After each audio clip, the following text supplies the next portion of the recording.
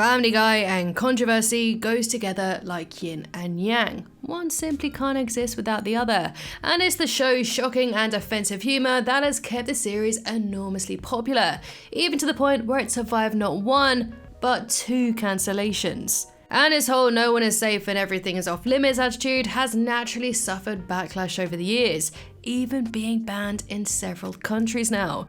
So with its 20 plus years on air, I thought it was about time to expose and explore Family Guy's biggest, most explicit, and most shocking controversies.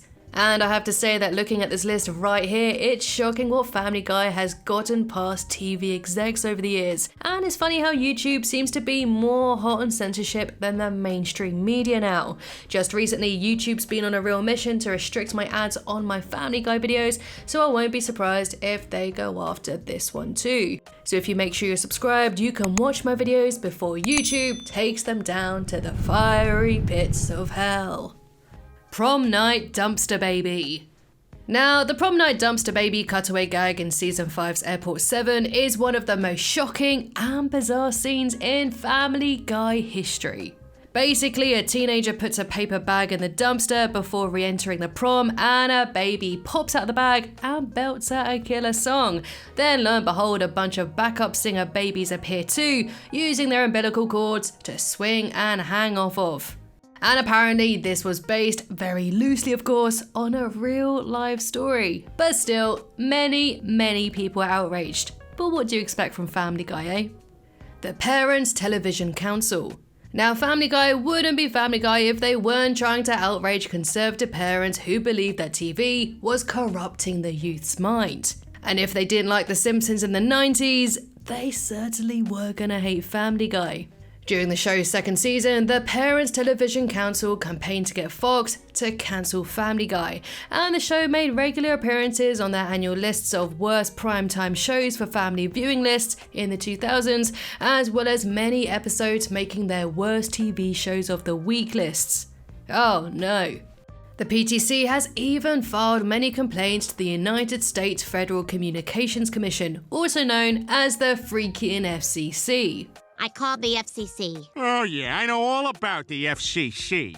And amongst those complaints include Season 3's And the Wiener Is, simply for, well, the title. Another one was, unsurprisingly, Season 4's PTV, which famously satirized the FCC along with several explicit jokes. We're tired of you infecting people with your smut. This is an epidemic, and it must be contained. And another complaint came from Season 7's Family Guy, for scenes such as Stewie eating a bowl of cereal with horse seed and an 11-way orgy. Seth Macfarlane's response to this was, and I quote, "For an organisation that prides itself on Christian values, they spend their entire day hating people." Family Guy's first banned episode.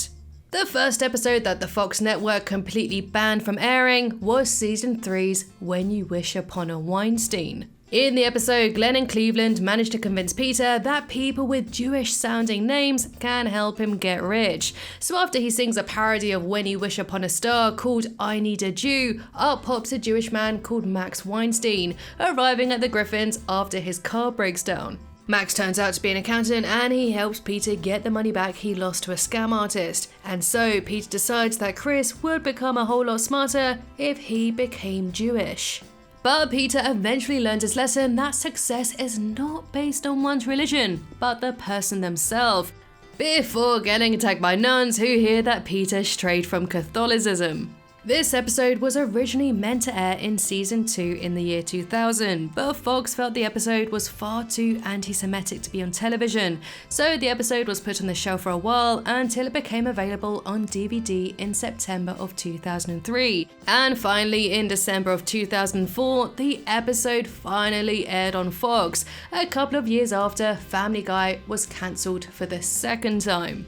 3 years after the episode aired, the Bourne Company publishing house filed a lawsuit against Family Guy for copyright infringement over the episode's song. However, in 2009, a US district judge ruled in favour of Family Guy, saying it did not infringe on copyright. Despite the negative reception in the DVD commentary, Seth Macfarlane actually claims to have shown the episode script to 2 rabbis. and they both approved it. Their reason for approving it is because, and I quote, because Peter learned the right lesson in the end. Barber Shop Quartet. In season 4, Peter and Brian discover that Cleveland's wife is having an affair, and they realize that they have to break the bad news to him, and it's here where Peter states that he has a real knack for delivering bad news, cutting to a scene where he and some others give a man the worst news he's ever had in his life through the means of a catchy song and dance. And unsurprisingly, this gag drew immediate backlash from viewers and serious criticism from the aid service organizations, but the writers defended the gag by saying the tastelessness was intentional because that's the joke. That's the joke. And despite its controversy, the gag has resurfaced a few times over the series, such as in season 19's Cutaway Land, when Peter and Lois find themselves next door to a hospital room where the song is being performed. Oh, and next door is a classic song about AIDS that I now partly regret. There's South Park beef.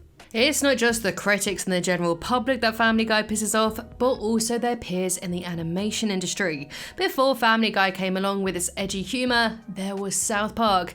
And as it turns out, the South Park creators actually have gone on record to express their dislike for Family Guy, hating any comparison between their shows that people drew in the past.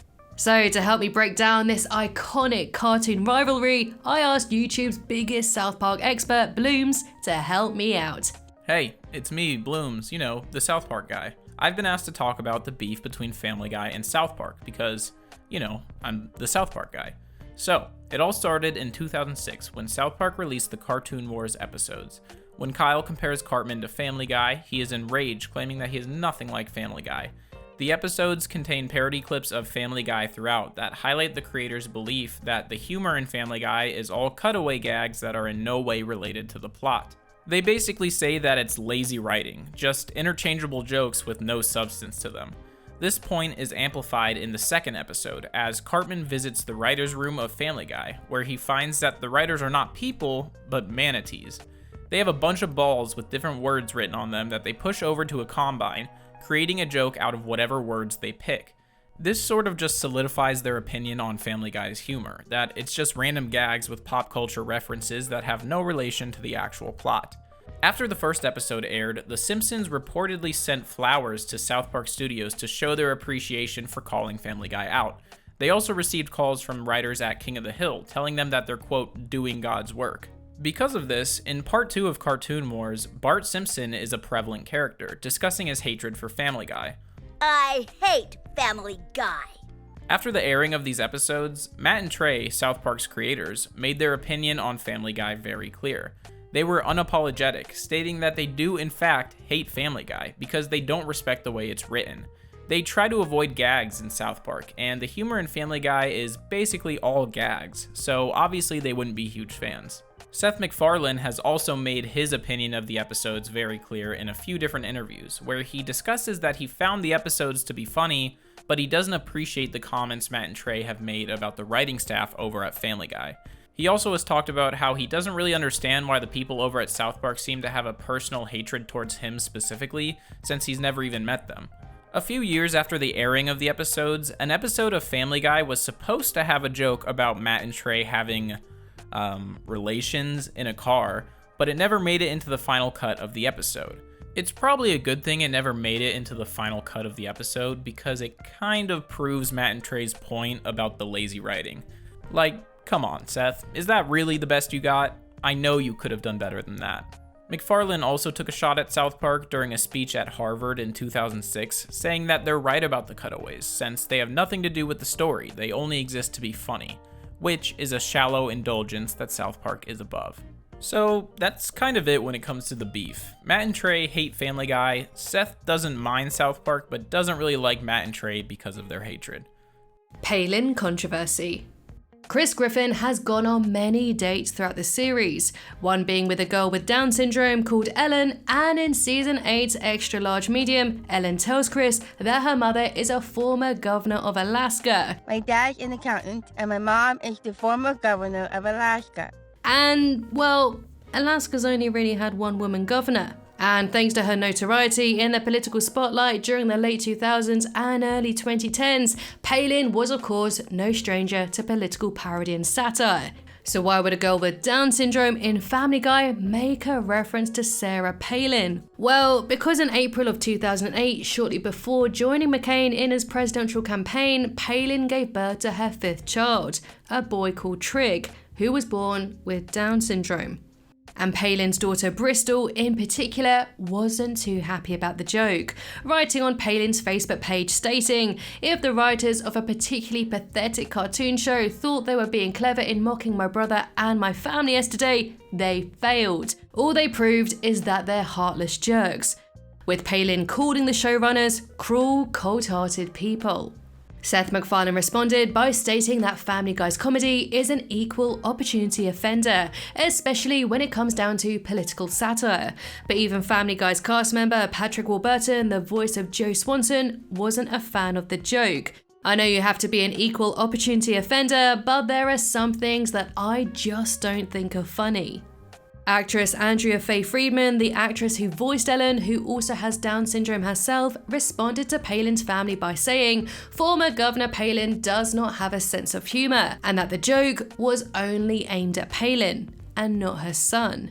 For a throwaway line that's insignificant to the episode, it certainly sparked one of the biggest controversies in Family Guy history: partial terms of endearment. The subject of abortion is obviously a very difficult topic to discuss, but in 2010, Family Guy attempted to present their own take on the issue in partial terms of endearment. In the episode, Lois agrees to become a surrogate mother to help her friend Naomi and her husband Dale. However, shortly after the fertilization procedure is performed, Naomi and Dale tragically die in a car crash. So now confronted with an extremely difficult situation, Lois ultimately decides to terminate it. However, Peter's opinion on the situation was swayed while watching an anti-abortion video, and after going in circles over it, they ultimately decide to reapproach the discussion in more civil terms. By the end of the episode, it's alluded that perhaps Lois did decide to keep it, until We had the abortion. This controversial episode was written by Family Guy's Danny Smith, who read Carl Sagan's essay entitled "Abortion, Is It Possible to Be Both Pro-Life and Pro-Choice?" before he penned the script.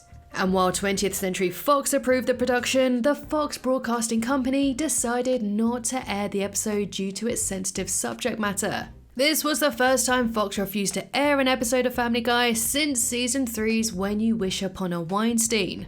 So, in 2009, series creator Seth Macfarlane announced that the banned episode would be released on DVD. The DVD cover fittingly featured Peter Griffin sneaking in the episode reel while wearing a suspicious trench coat. This actually worked in the show's favour, drumming up way more buzz than a general release ever would, simply for being banned. If partial terms of endearment had aired in its normal time slot, it probably would have made some controversy for the subject matter alone, but not as much as it did by being labelled as dangerous and a taboo episode. The Terry Schiavo controversy. Oh boy, this is gonna be a lot. So, Stewie's first play in preschool was called Terry Schiavo the Musical, and for those who don't know, Terry Schiavo was a woman who was irreversibly in a vegetative state from 1990 to 2005. Schiavo's parents and her husband fought for years over whether or not to keep her on life support, becoming a huge national topic in regard to the issue of right to life versus right to die. Finally, her husband was awarded custody and chose to pull the plug on her life support. So, for Stewie's preschool to make a musical about Terry is beyond absurd on its own. And what's even stranger is that Stewie actually plays the plug. And in a conversation with a kindergarten student called Jared, it's alluded that the musical has been running in the school for at least 3 years now. It's like the school nativity, but a whole lot darker. The public and even members of the Schiavo family themselves were outraged. They believed that Family Guy was being prejudiced against people like Terry who had suffered brain damage. And similar to the Barber Shop Quartet song, Family Guy really pushed the boundaries of a serious subject matter into an absurd joke. And while the offensiveness of the joke is part of the joke itself, some believed it's gone down as another gag where the offensiveness had outweighed the humour, for a cheap laugh or to simply draw in the wrong kind of attention. Jokes aimed at the LGBTQ+ community.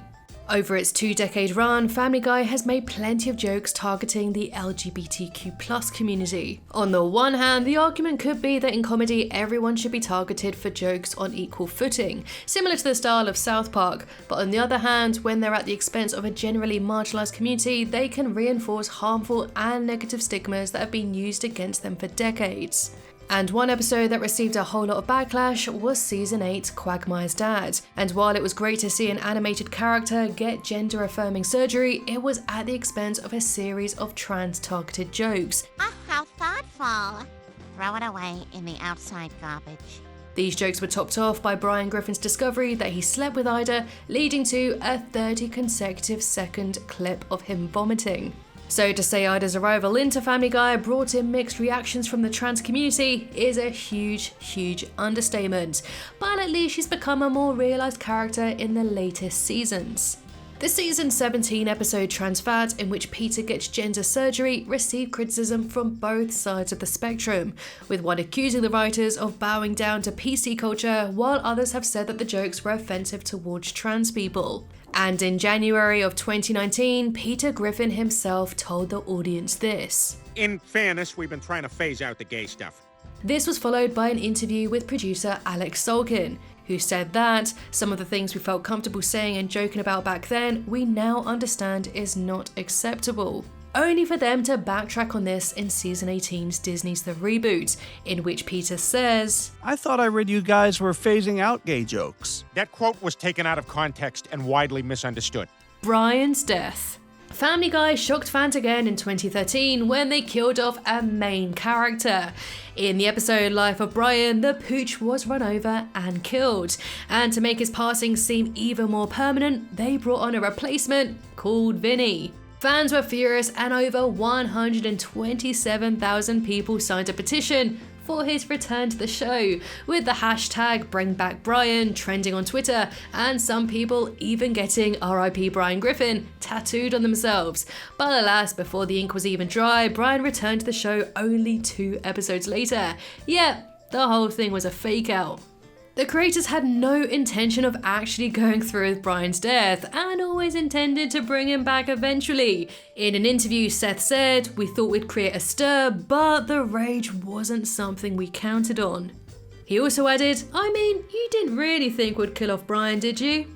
So then you had people who were furious he was killed off, and then others who were annoyed that he was brought back so quickly, especially the people who got him tattooed on themselves. But then if you were silly enough to get a tattoo of a cartoon dog being dead, well, I think you deserved it, to be honest.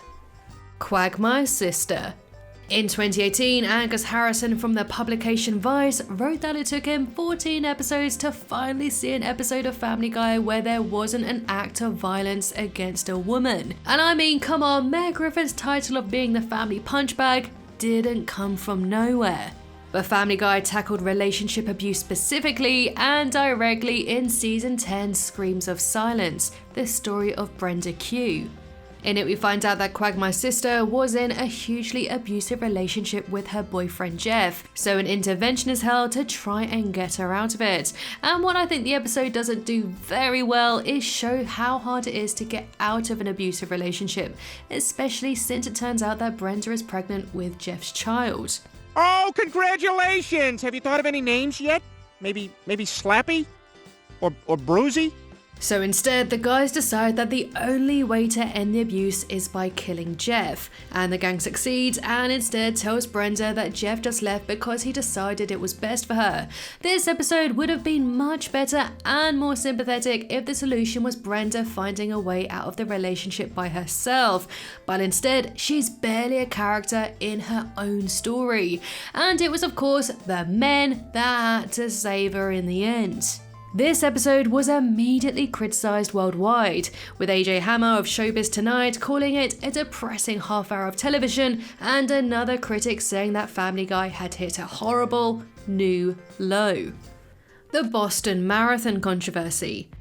On April 15th, 2013, at the annual Boston Marathon, 3 people were killed and 264 people were injured when a bomb went off in the middle of the race. And while Family Guy didn't make any jokes or clips about the bombing itself, they did have a cutaway gag from season 11's Turban Cowboy. It showed Peter running over the Boston Marathon runners with his car and winning the race himself. This episode aired just 1 month prior, and the graphic content in this particular clip became all too real when the tragedy struck.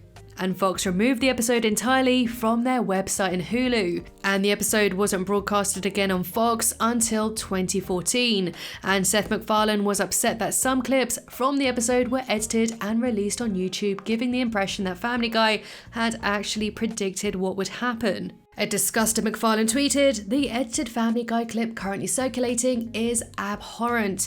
The event was a crime and a tragedy, and my thoughts are with the victims." The Simpsons controversy. Family Guy has often been called a lesser copy of The Simpsons, with Seth MacFarlane freely admitting that his show was inspired by it, and The Simpsons even called out on their apparent plagiarism in the episode The Italian Bob, although I've always seen this as a light-hearted jab and nothing too serious. But Seth, he wanted some sweet payback. So in season 6, there is actually a scene where Quagmire forces himself on Marge Simpson before killing her entire family. It was pretty extreme, and if I have to be honest, it wasn't very funny at all. And Fox agreed, also condemning the scene by removing it. I also read somewhere that Seth MacFarlane was apparently quite angry about its removal, but I can't quite confirm if it's true or not. But despite this, the two shows would still come together in the crossover episode The Simpsons Guy in 2014. But things already got off on the wrong foot with the advertising for the special. One of the jokes used in its promotion was Stewie prank calling Mo Sislak and telling him something I definitely can't repeat on YouTube.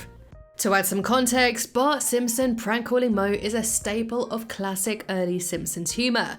Bart would call Mo, ask to speak to someone at the bar such as IP Freely or Seymour Butts, and Mo would say that name, get laughed at by the other blokes, and get enraged at the caller. But Stewie, he took the joke to a whole new dark level. The Simpsons humour from the 90s looks very tame compared to the shows which came after it, and Family Guy is a prime example of an adult cartoon turning the shock humour dial all the way up to 11. It was a line that wasn't supposed to make people laugh. It was supposed to show just how shocking the Family Guy humour is in the world of The Simpsons. And this joke could be that it's Family Guy's way of saying that they're not like The Simpsons, despite always being compared to them.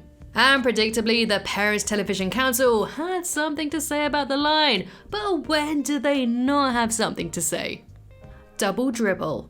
Okay guys, here's a break from the heavy stuff for something controversial, but not quite as serious as we've discussed before. In season 14's Run Chris Run, Peter and his friends play an NES video game from the 80s called Double Dribble. But the only problem with that was that the footage used of Double Dribble in the clip was taken from a video from a YouTube channel called Switched. And what's even worse is that this creator's original video that Family Guy stole was hit with a copyright claim by YouTube and was taken down. And while there's hundreds of Family Guy clips that are pirated and posted all over YouTube and the internet, YouTube wrongly assumed that this creator's video pirated Family Guy, when it was actually vice versa. This story became a huge headlining topic on many tech and video game websites around the world, and YouTube rightfully restored the video just 1 week after taking it down. Seth MacFarlane apologised for the mishap since he was away working on a different show at the time, and Switched was at least grateful that the controversy gave his channel some views, and it all ended happily ever after. And there you have it, that is our list of Family Guy's biggest controversies. No doubt I've missed some out, so if you think of any, do let me know in the comments and let's have a chat. Anyway, thanks so much for watching, and I'll see you in the next one.